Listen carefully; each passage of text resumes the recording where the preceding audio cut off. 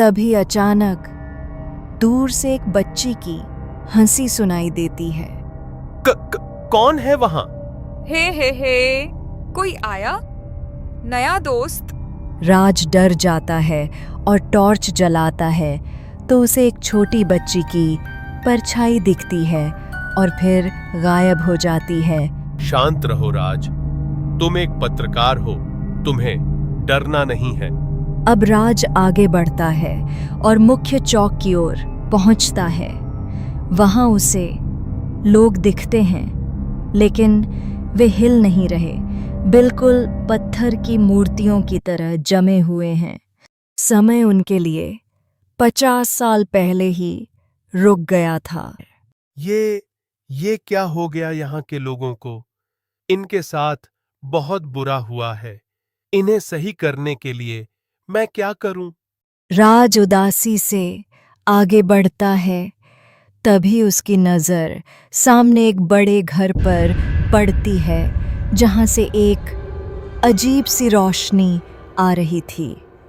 Board पर लिखा है, पंडित श्रीराम शर्मा। अरे, ये तो पंडित जी का घर लगता है। जरूर यहाँ कोई सुराग मिलेगा। अब राज अंदर जाता है। कमरे में सामान चारों ओर बिखरा है, टेबल किताबों से भरी है। तभी राज की नज़र टेबल पर रखी एक खुली हुई डायरी पर पड़ती है। 15 अक्टूबर 1974। आज मैंने वो कर दिया जो नहीं करना चाहिए था। मैंने देवी के मंदिर से नीलकांत मणि चुरा ली और उसे कुएं में छुपा दिया है। वो रत्न, उसमें अद्भुत शक्ति है। देवी क्रोधित है। गांव में अजीब चीजें होने लगी हैं। अब मुझे डर लग रहा है। राज डायरी पढ़ ही रहा था कि तभी कमरे का तापमान बदल जाता है और एक बुजुर्ग की धुंधली आकृति प्रकट होती है। तुम कौन हो और यहाँ इस गांव में क्या कर रहे हो? मेरा नाम राज है। मैं पत्रकार हूँ। मैं गांव को बचाने आया हूँ। 50 साल से मैं यहाँ फंसा हूँ। मेरे लालच ने सबको बर्बाद कर दिया। बेटा, अगर तुम सच में बचाना चाहते हो तो सुनो। मेरे घर से 5 किलोमीटर दूर उत्तर में वो कुआं है जहां मैंने रत्न को छुपाया था। लेकिन सावधान, कुएं पर उस रत्न की रक्षक है। तुम्हें उससे बचकर रत्न निकालना होगा। और फिर गांव के उसी प्राचीन मंदिर में देवी काली की मूर्ति है। तुम्हें रत्न उसमें लगाना होगा। पर ध्यान रहे, ये काम सूर्योदय से पहले होना चाहिए, नहीं तो तुम भी इस अभिशाप का हिस्सा बनकर यही कैद हो जाओगे। अब आत्मा धीरे धीरे गायब हो जाती है। राज एक गहरी सांस लेता है और निकल जाता है कुएं की तलाश में। पंडित जी के बताए हुए रास्ते पर चलते चलते आखिरकार राज उस कुएं के पास पहुंच जाता है। लेकिन कुआं साधारण नहीं था। अचानक जमीन से काला धुआं निकलता है और एक विशाल सांप का आकार लेती है। कौन है तू जो इस अभिशाप की रेखा को लांघने आया है? सांप का विशाल रूप और उसके आंखों का क्रोध देखकर राज के पसीने छूट जाते हैं और वो डर के कहता है, मैं राज हूं। मैं रत्न लेने आया हूं। और तुझे क्या लगता है, तू देवी काली की अमानत लेकर यहां से जिंदा चला जाएगा? तेरी लालच का अंत अभी होगा। अब रक्षक क्रोधित होकर राज को मारने वाला होता है।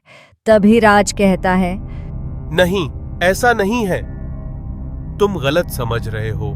मुझे रत्न का कोई स्वार्थ नहीं है। मैं इस गांव और यहाँ के लोगों को देवी के श्राप से मुक्त करने आया हूं। अगर तुम ऐसा नहीं चाहते हो तो ठीक है, मुझे मार दो और इस गांव को श्रापित रहने दो। अब सांप रुक जाता है और कहता है, जिसके दिल में सच्चाई और ईमानदारी हो वो मौत से नहीं डरता। जाओ, रत्न तुम्हारा हुआ, मगर ध्यान रहे सूर्योदय का वक्त करीब है। सांप धीरे धीरे धुएं में बदलकर गायब हो जाता है। कुएं का पानी अपने आप ऊपर आने लगता है। पानी के ऊपर आने पर उसकी चमक बढ़ती जा रही थी। ये देखकर राज हैरान था, क्योंकि वो रोशनी रत्न की थी। अब जैसे ही पानी ऊपर आ जाता है, राज उस रत्न को उठा लेता है। समय कम था, आसमान में लाली आने लगी थी और सूर्योदय भी करीब था। अब राज जल्दी से रत्न को लेकर गांव के मंदिर की ओर पहुंचता है, जो गांव के दक्षिण छोर में स्थित है। अब राज बताए हुए रास्ते की सहायता से मंदिर तक पहुंच जाता है। एक पुराना टूटा हुआ मंदिर, जहां अंदर देवी काली की मूर्ति है, लेकिन तीसरी आंख खाली है। वो रत्न मूर्ति की तीसरी आंख में लगाने की कोशिश करता है, लेकिन तभी अचानक छोटी बच्ची माया की आत्मा प्रकट होती है। नहीं, मत लगाओ। मगर क्यों? इससे तो तुम सब मुक्त हो जाओगे। मुक्त होने का मतलब हम गायब हो जाएंगे। मैं डर रही हूँ। मुझे नहीं पता वहां क्या होगा। माया, तुम 50 साल से यहां फंसी हो। ये जीवन नहीं है। तुम्हारे माँ बाप, तुम्हारे दोस्त सब शांति पाना चाहते हैं। मुक्ति का मतलब गायब होना नहीं, आजादी है, एक नई शुरुआत है। सच में? हाँ, तुम्हें डरने की जरूरत नहीं। वहां रोशनी होगी, प्यार होगा, तुम आखिरकार आराम कर पाओगी। अब राज जल्दी से रत्न को मूर्ति की तीसरी आंख में लगाता है। एक तेज नीली रोशनी मंदिर से फैलती है और उसी पल 50 साल का अभिशाप टूट जाता है। गांव में जमे हुए लोग श्राप मुक्त होकर ठीक हो जाते हैं। वे चारों तरफ हैरानी से देखते हैं। वही दूसरी तरफ माया और बाकी बूढ़ी आत्माएं रोशनी में बदल जाती हैं। सूरज पूरी तरह निकल आता है। राज मंदिर से बाहर आता है। इधर राम सिंह भी गांव पहुंच जाता है। तुमने कर दिखाया बेटा।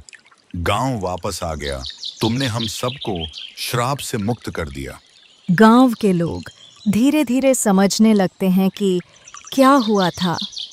गांव के सभी लोग खुश होकर राज को शाबाशी देते हैं। राज अपने अखबार के दफ्तर में है। उसकी स्टोरी अखबार के पहले पेज पर छपी है। खोया हुआ गांव फिर से मिला। 50 साल के अभिशाप का रहस्य सुलझा। सर, कुछ चीजें पैसे या शोहरत से बड़ी होती हैं। मैंने 350 लोगों को दूसरा जीवन दिया। यही मेरा सबसे बड़ा इनाम है।